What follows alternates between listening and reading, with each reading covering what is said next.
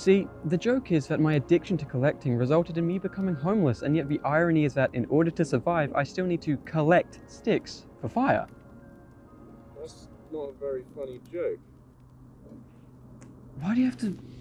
I just asked if you could hold the tripod. I didn't ask for your editorial comment.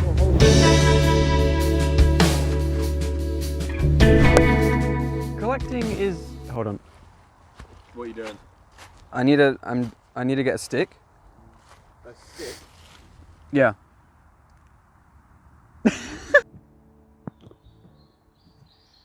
Collecting is a pretty big part of my life, as I collect pretty much everything, except for friends. I just feel like there's so many things to collect and ways in which to collect them that I find it very interesting. It's a very easy hobby to get sucked into for that reason. It can be as broad as collecting as many films as you can, or as specific as tracking down all the different versions of your favorite film. So I want to start this video out by asking, should you collect? Because chances are you already do. Does your collection of hair ties and socks count as a collection? Textbook definition, yeah, but no. For me, the definition of collecting is actively going out of your way to buy stuff that means something to you. And sure, there will definitely be people out there who do go out of their way to buy fancy socks because it makes them happy. Like Spencer and iCarly, who gets loads of socks from his appropriately named friend Socko. But the most popular things to collect are different forms of media, you know, like DVDs and Blu-rays, CDs and vinyls, video games, comics and books, you know, stuff like that, whatever, you get it. But you can really collect anything and everything. Old report cards, camera equipment, creepy dolls, train tickets, lanyards, bracelets, medals, hats, TVs, sesame seeds, poppy seeds, whatever. There's bound to be one thing you're interested in enough to warrant a collection. Whether it be as broad as one whole medium or one specific thing from a certain medium. While I have gone out of my way to collect physical music and video games, the main broad thing I collect are Blu-rays and some DVDs, as some titles are only available in that format because I had a huge interest in filmmaking. So it can be as broad as that, but the second main thing I collect is Last of Us memorabilia, which is the collection at the heart of all of my collections. Everything Everywhere All at Once reinvigorated my life, and I don't think any film will ever be able to top it. But I don't think anything from any medium will ever be able to top The Last of Us Part 2. Not only my favorite video game, but just piece of art. I think this is the most well-written piece of media to ever exist. Just everything about it continues to astonish me, and I just absolutely adore it, which is why I've gone out of my way to collect as much stuff as I can, overflowing this shelf and actually going onto the shelf above, covering my old Funko Pops. Which, side note, don't collect just to collect. When I first got into collecting, I think I purely got them because they were the thing to collect. But now I just have to look at them every day, and they're so fucking ugly, and I just hate them, and they mean nothing to me, but it's just so much effort to have to box them up and sell them. Last of Us is that one specific thing for me that I have set out to buy everything I possibly can for because I just love it so much. And for you, that could be your favorite album, which you've bought every single vinyl pressing, CD or cassette tape of. While Blu-rays are the main broad thing I collect because I have an overall interest in filmmaking, and for you, you could collect books because you have an overall interest in reading. You're likely to have that one thing that means a lot to you, and if not, at least a whole medium that you have a general interest in. So yes, you should probably collect if you think it will make you happy like it does for me. But I think the bigger question here is, can you collect? Not only do you have the space, but do you have the money to fund this hobby? And if you do, will you get addicted? It's a common problem that occurs, just buying things that you're not even necessarily interested in because they're cheap, and seeing the number of things you own go up just gives you that stupid little ego boost. I definitely fell into that near the beginning of buying Blu-rays, and there are still films that I haven't seen for this reason, especially because now that I own them, I have all the time in the world to watch them, which means I probably never will. Luckily, I got out of that habit, but this past year I've fallen into a new habit, which began when I bought my PS5 earlier this year, and it kind of made me realize, oh, buying shit I want has the capacity to distract me from everyday sadness. You get sad about something, so you order something to get that dopamine rush of, oh my god, it's gonna be here soon. And then it gets here and you have another rush of, oh my god, it's here. And then you open it and you immediately feel sad again because you're wasting all your money on this stupid, pointless shit. So what do you do to cheer yourself up? Buy another fucking pointless thing, of course. It's this vicious cycle of self-hatred and addiction, and it is a terrible place to be, especially when you've been in it for so long that you don't even know if you're actually sad or if you're just convincing yourself you're sad so you can feel less guilty about buying all this shit and wasting all of your money. But hey, yeah, if you have the money and the self-control, fucking go for it. Collect to your heart's content. But now that you are collecting, how exactly do you do that, maybe? Fucking shit. Hi, I'm emotionally unavailable and socially inept, so I think I'm more than qualified to talk to you about how to collect. With anything, there's going to be a lot of prescriptivists who say there are right and wrong ways to collect. But there's not. Collect how you want to. If you want to shove your whole collection under your bed and only see it when you get one out, that's fine. Or do you want to be environmentally conscious and recycle the boxes they come in and just put all the discs in one of these travel cases? Or do you want to display them neatly on a shelf? Doing any of these, however, brings up question 3B of how do you organize them?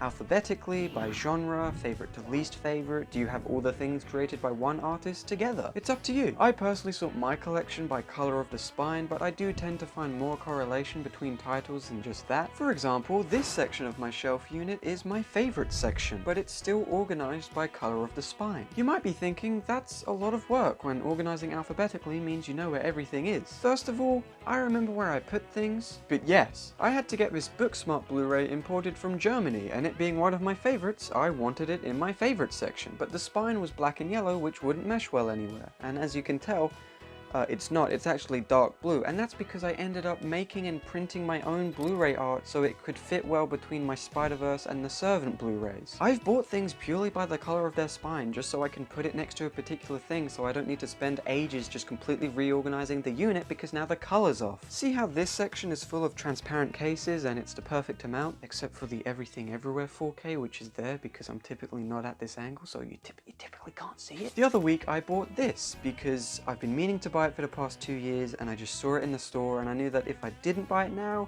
I probably never would. But since then, I've just kept it hidden away in my cupboard because completely reorganizing the shelf will make me go insane. Because I could put it here so all the smaller notches are together, but then the movie Blu-rays aren't together and there won't be any nice like white to blue transition anymore. And then if I put that where the Everything Everywhere 4K is, then there's absolutely no nice transition at all. And then also, where the fuck am I going to put the Everything Everywhere for? Okay.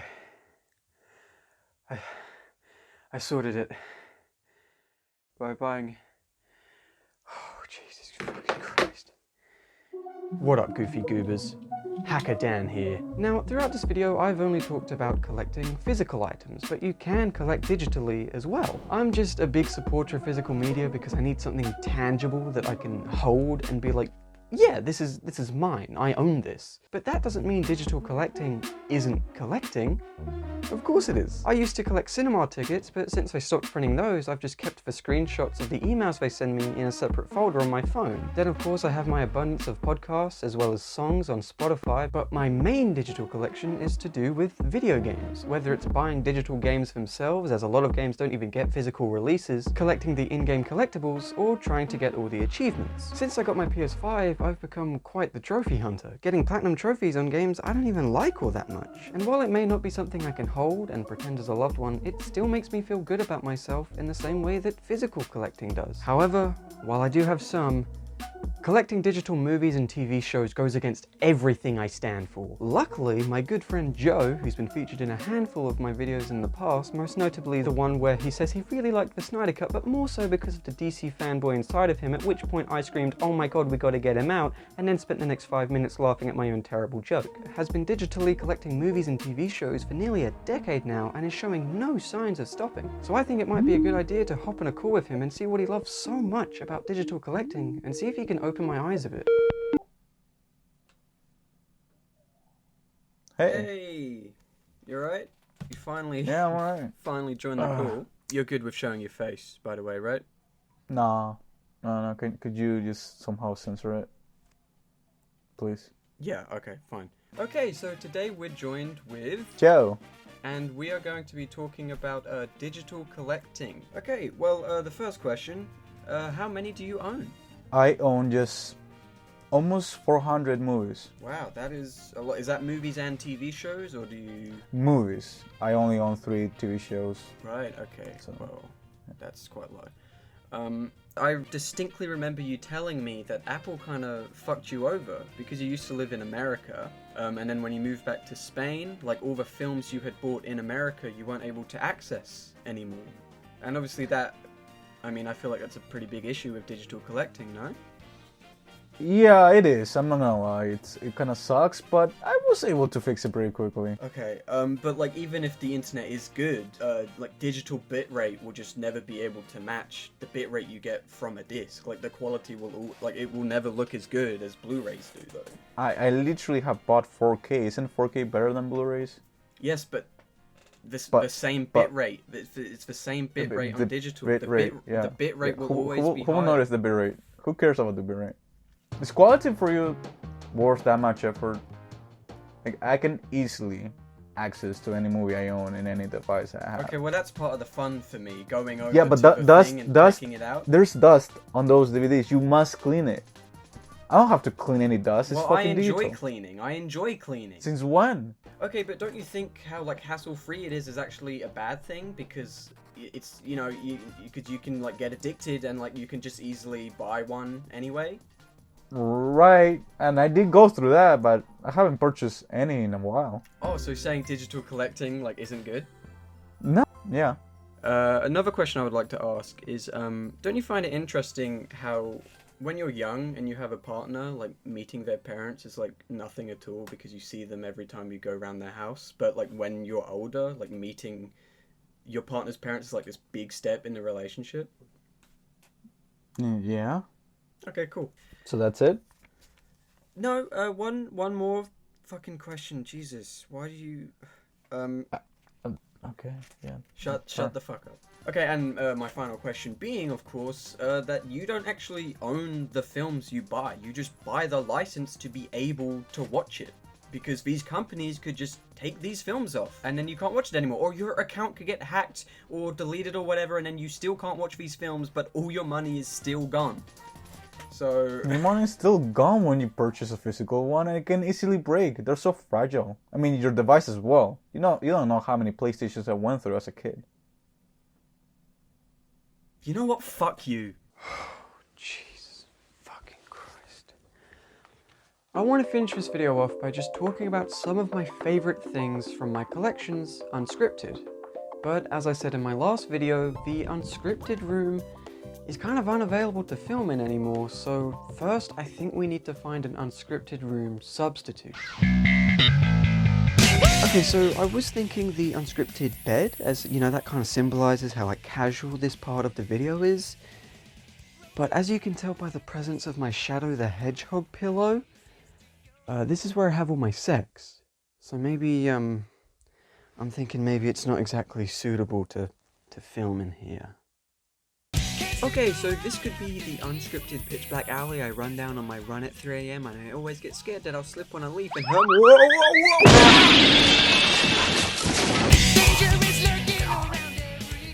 Okay, the acoustics might not be too great in here, but I kind of need to stop moving around, so I think we're just gonna have to settle with the unscripted shed.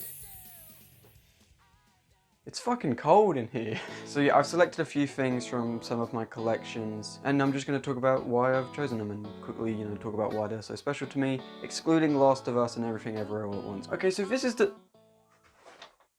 Oh no. The first thing I chose was the Captain America trilogy box set, and the reason why I chose this is because this is what started my Blu-ray collection. This was the first thing I bought. This was the catalyst. I used to be a big Marvel fanboy, and Steve was my favorite character, Winter Soldier was my favorite film, so yeah, I got these. I haven't seen any of these since before Infinity War came out, and also, you know, I've grown out of Marvel now, but I reckon if I were to rewatch Winter Soldier, I still might like that. The second thing I've got is Waves 2019. Before Everything Everywhere All at Once, I was always kind of like contemplating if this was truly my favorite film of all time. I can safely say it's number 2 behind Everything Everywhere. The writing is electrical and it is just such a magnificent technical achievement. Trey Edward Schultz is an absolutely masterful director. He will definitely go down as one of the great auteurs.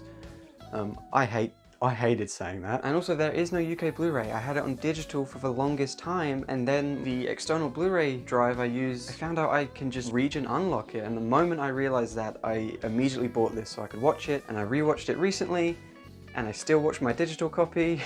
And once I hook it up to my TV, for some reason there's a 1-second delay, and I'd rather deal with the shitty color depth of digital movies. But yeah, every time I've watched this film, I have just uncontrollably sobbed. The most recent time I watched it, you know, I was crying all throughout, but then, you know, even after it ended, I was crying full on, sobbing so hard for like an hour, so hard that I literally felt like I was gonna pass out, like I was getting dizzy. You know, I hadn't cried like that in a very long time, and I really needed that, so I'm eternally thankful that this film, not only is it just fucking incredible, but it was able to, you know, make me feel that, because I really, really needed that. The third thing I've got is MXM Toon's The Masquerade on cassette tape. Honestly, this is probably my all-time favorite album. She's one of my favorite artists. You know, it's a literally me album for me. I think most people will find it very relatable, and it's got that quirky ukulele girl shit I love, as well as some kind of soft pop stuff that I love as well, and I will never get tired of it. When I'm feeling sad, there's a song on it to kind of help me wallow in that sadness. But you know, the rare time I'm feeling happy, there's a happy-go-lucky song, and I'm like, yeah! The next thing I've got is Curb Your Enthusiasm. This is season 10, but I just mean the show as a whole. I have all the seasons on DVD, but I can't hold that many in one hand. I'd say this is my third favorite TV show of all time, behind BoJack and Succession. I just put them on to have a good laugh, you know, when I'm not really sure what to do. Most of the time, very well written comedy. It can be a bit probo at times, but it's really fucking funny. The next thing I've got is Spider-Man PS4. This is nowhere near one of my favorite games, but this is what made me buy a PS4, and without that, I possibly never would have played Last of Us Part 2. I mean, the reason why I had an Xbox One was because all my friends had one, but now I don't have any friends, so I probably would have ended up getting a PS5 and playing it then anyway, but you never know. The next thing I've got is Brief Encounter. I selected this because I'm pretty sure this is the oldest film I have. It came out in 1945, but also it is one of my all-time favorites as well. You know, a lot of like classic old films people say are the best films of all time actually aren't, and they actually suck, but this holds up tremendously well. What I love about it so much is that it's more a film about all the negative feelings that come with love. Like, I think this is one of the most accurate and realistic portrayals of depression on film. Like, the ending of this film, oh my God, it really gets to me. Like, one of the most well-used and impactful Dutch angles in a film ever. And it, yeah, the next thing I've got is, all the collection of vines I just have stored in my brain. Yeah, when they shut down, I was very, very sad. But my favorite one is when they're like, if you're thinking of killing yourself, don't. God doesn't want you to. God wants to kill you himself in his own special way. So yeah, that's really funny as well. The next thing I've got is, all the masks I buy. Yeah, no, not only do these keep you safe, but also if you're trans, they're kind of great, because if you have facial hair, oh no, actually you don't. And if you don't have facial hair, oh, maybe you do actually. So, you know, that's quite helpful, because being trans is...